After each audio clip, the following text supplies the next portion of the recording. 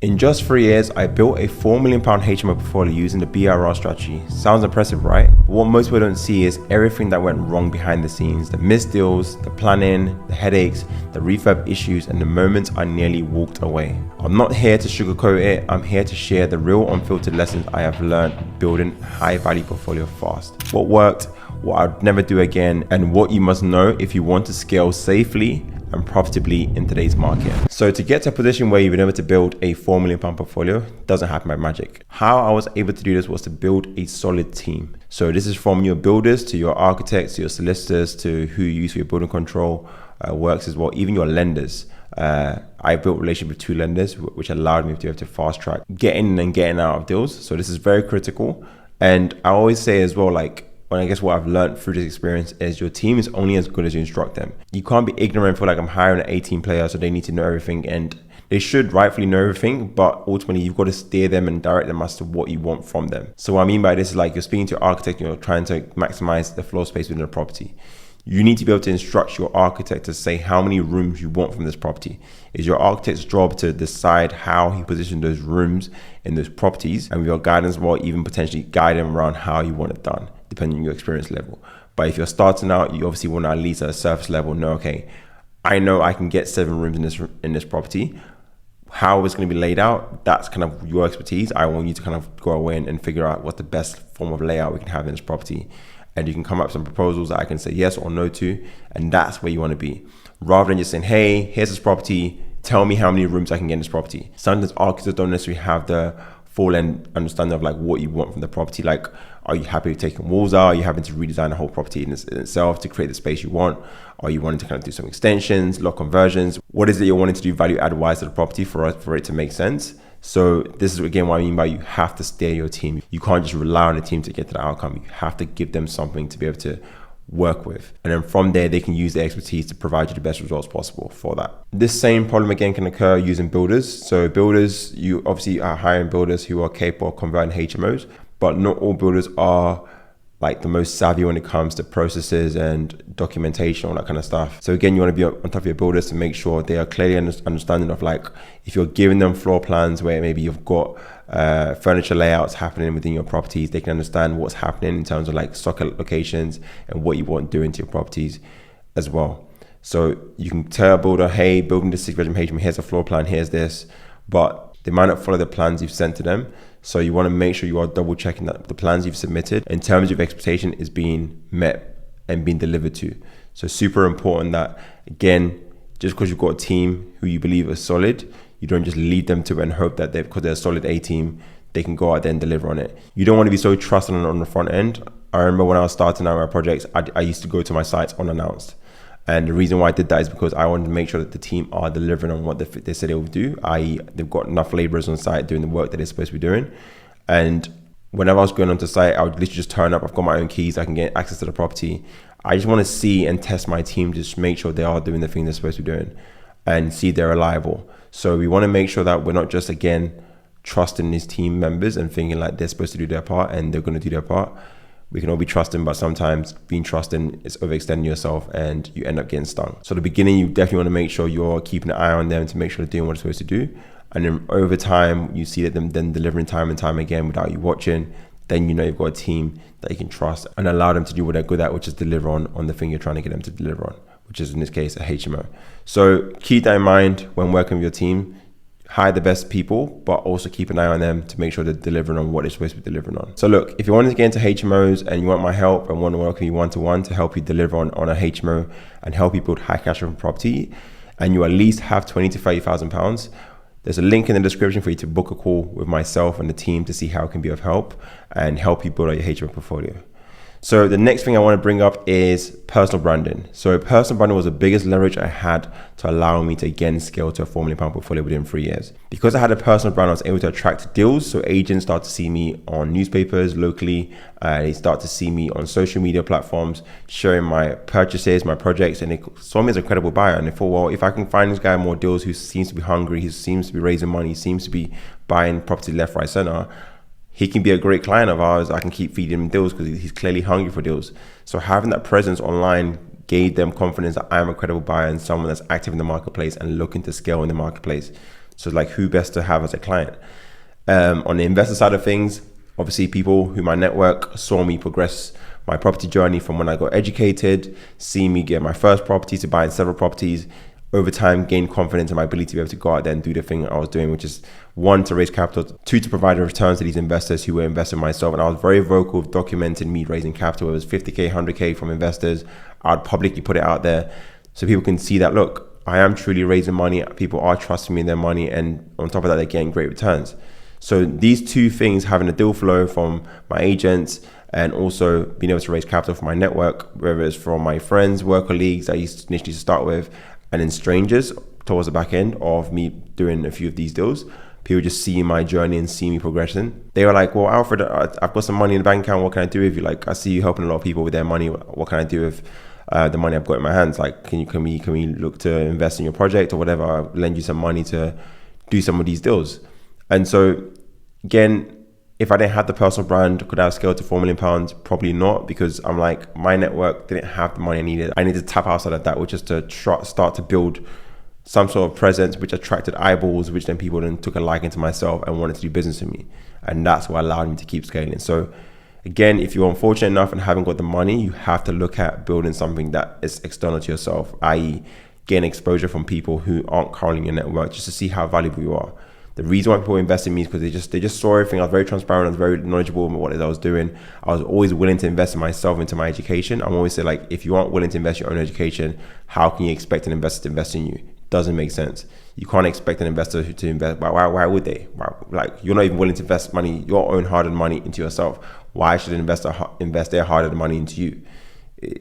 Like, that expectation is so unreal. So you do want to be seen as someone that is willing to back themselves. That, again, is an investable quality. And this is another reason why investors came and wanted to invest in me, because they saw me investing tens of thousands of pounds into my education.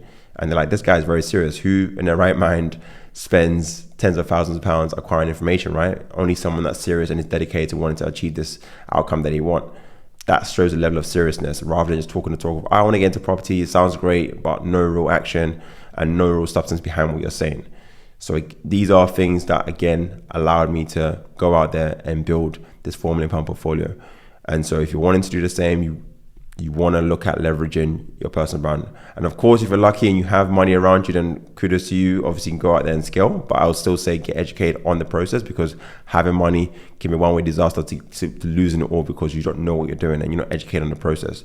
There's a lot of money that can be lost in this HMO game if you do not know what you're doing. There's so many regulations, planning, buying the right property. Some people, I see people going out there and buying properties on mortgages, which is mortgage fraud. You shouldn't be buying property on mortgage and look to convert into HMO.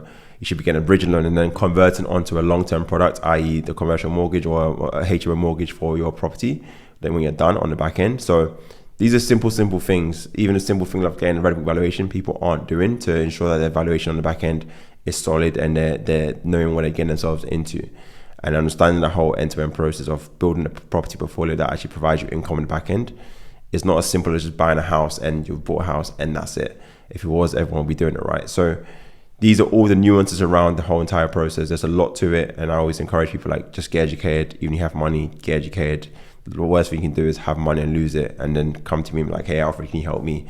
I've made mistakes. I'm like, why did you not just come and get educated from day one? So another thing which I kind of mini regret is skipping on deals that I thought maybe were a bit too much. And when I say bit too much to pay for, like, this is like 5-10 grand difference. And I'm like, if I had bought these deals, I'm in a far better place. Just simply because property prices have gone up since I started when I was buying properties. Those same properties that I was buying for 250 are now easily at 300k easily. Like, to pick up a similar size property, you're looking at 300k easily. And then the refurb costs have gone from like being at 120 to like 150 upwards for the same refurb. So an additional 30 grand more. So if you look at the purchase price and also the refurb, you're probably spending an additional £60,000, £70,000 plus to acquire the same assets. Obviously, the property prices have gone up to reflect some of this, but I wouldn't say it's the same in terms of like the increase is not the same as before. But nonetheless, the margins are still there for it to still make sense. But I just wish that some of these properties that may be worth arguing about paying 5-10 grand extra for the property, I wish I had just done it, because they were on great streets that I've got properties on currently today. and I was just trying to be bullish and trying to get a deal done. So you never know what the future brings, right? Because if I had known that the price was going to go up in this direction and refurb costs were going to go up this much, 100% of those deals I would have done. And to be fair, I did get some of the deals right in the sense I paid a bit more to get on those properties. I'm so glad I did. But I said no to some which I feel like I should have said yes to and just got a deal done and moved on and be in a much better position as well. So 100% just think about these deals, and if they're on great streets, 100% for me is worth paying the extra money to get into these deals. We're seeing an increase in purchase of properties, and we're also seeing an increase in refurb costs. So don't try and cheap out on deals. I know you want to try and get some discount on these properties, trying to get below market value. That's all great, but I want to look at what's the upside.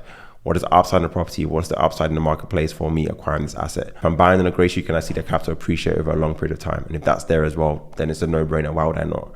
And you've got to adopt that long-term thinking and invest in property. I like to think you're invested in HMO, you're looking to at least retain an asset for 10, 15, 20 years minimum. And I like to think that's why we're going through the trouble of going through a back-to-brick conversion and getting this house to be brand new, and therefore have lower maintenance costs over the time which we hold the property for. So these are all the critical things you want to have in place when trying to build this portfolio. The next thing I would say, and probably the biggest attribute I had, was becoming a master of one and not a jack of all trades. I know there's a lot of people that want to do deal source, they want to do flips, want to do BRRR flips, whatever, you name it. They want to do a bit of everything. And I never did that. I got very clear on what is it I want from property. I was clear that I wanted a high cash flow and I wanted ownership, which eliminated a lot of strategies out there. For me, the comparisons were pretty much a buy to let versus HMO, and clearly HMO wins all day long on returns, income, risk of rental income, being able to weather the storm in high interest rate periods. Guess who's winning? HMOs are. So HMOs were the strategy that I went down, and I said, okay, I'm going to master this because this is the clear strategy that gets me to my outcome of seeing 5K a month in net profit the fastest and with the least amount of properties. So it was a no-brainer for me to go down this route, and I was like, I'm going to literally block out all the other strategies. I don't need to know anything about the strategies. I need to become a master of the strategy and rent and repeat this model till I get to my outcome. And that's what I did. And that's why I was able to scale so quickly, because we were just renting and repeating these properties. Like, there was one point people kind of were so shocked. I was able to get on a bridge and get off a bridge within 5 months. So literally a 4-month refurb and 1 month process of refinancing, I was out the bridge. So that's probably one of my fastest. I think it's maybe in 4 months. I think it's 5 months. But the point here is, we got in and out the project because we had it so dialed down to a process that we just knew what we were doing. We knew what property we were handling. We knew how to refurbish property and get a tenant in, get it refinanced, and get our money back out. And that's how much of a process I had built to ensure that I knew what the outcome was going in, getting out of this. And that's what I mean by becoming a master at this. And no one can dispute this, right? I've won awards, I've been recognized in the industry, I've been featured in newspaper articles, in the local newspaper as well, in big publications like Business Insider. Everything's verified. They had to verify all my credentials around how much money I was making, my full accounts for my property business showing how much my assets were worth and stuff. I couldn't just shout a number. And again, you see a lot of people shouting numbers on publicly saying, hey, I have this portfolio size, but I'm like, okay, prove it. And you can't prove it. There's nothing that shows that you have this income you're saying. There's nothing that shows that you have this asset value that you're saying as well. And for me, I can genuinely say this because, one, it's not just documented just on paper. I've also got videos, and you can go on my YouTube channel, checking out all my projects, showcasing this. It's literally out. You can see my first project, second, third, and so on. Me buying these HMOs, buying and talking about the troubles around investors, pulling out deals, me still overcoming these problems and still doing these deals, seeing me buying a house and converting that house into a HMO and seeing the finished product of these properties as well. So it's all there for you to see as proof. There's nothing that I can make up if I wanted, even if I wanted to. It's truly something that I'm proud of, because obviously I've documented the journey, and it's something I can look back on and people can look back on. And even my kids can look and see how I managed to build this portfolio out as well. Coming back to the initial point of becoming a master at one, I know it's hard in this day and age. There's so much distractions in this day and age, but you've got to focus on one thing and become a master on one thing. I'm a big believer you can make your first £1 million in one thing. You don't need to diversify. You don't need to, and I guess the word diversification, really touched on that, is it can be misinterpreted, right? Buying these multiple properties, buying these right locations, I have diversification within what it is I'm doing. So it's not necessarily having to look at different income streams or different ways of making money. It's actually diversifying within the current strategy you're in, and there's definitely several ways to do that, whether it's tenant profile, locations, whether it's streets you're buying on, different types of sizes of properties, all that kind of stuff.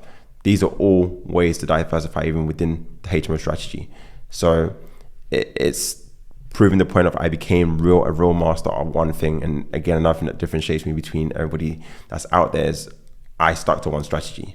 Most people are trying to become a master of everything. And I'm like, you're not really a specialist. You're just a generalist. And no one really has the in-depth experience or knowledge on the particular strategy. They just know a bit of everything, which for me is not the best skill set to have. So that's what I learned going through that. And like I said, something I'm proud of and staying focused in a day and age where there's so much distractions. And then the last thing I would say is tough times don't last. Obviously, imagine building a £4 million portfolio. There are going to be hurdles. There are going to be challenges. I've lost investors last minute, having to raise money within 5 days of my completion of the purchase. And trust me, you don't want to be in that position. But again, I just always tell myself tough times don't last. For me, it's never a question of if. It's just a matter of when. I'm going to have the resilience to keep going and know that it's going to happen. It's just a matter of time. And my only other question is just when. It's never if. So with that in mind, just understand that with anything big in life, there are going to be challenges. There are going to be difficult times. You have to keep pushing through. Have that outcome that you're wanting to achieve to be the anchor that keeps pulling you forward, because these tough times can really take you through the mud and try and get you to pull the trigger of not doing this thing that you want to do and get you to retract, which you don't want to do. You set out on this journey to achieve something, so you have to achieve that thing. You have to find a way. There is always a way. I always say, look, you will find a way if it's important to you, and if not, you find an excuse. So on that note, guys, I'll leave you to it. And if you want to check out some more HMO stuff, you can check out my channel and see how I went about doing this.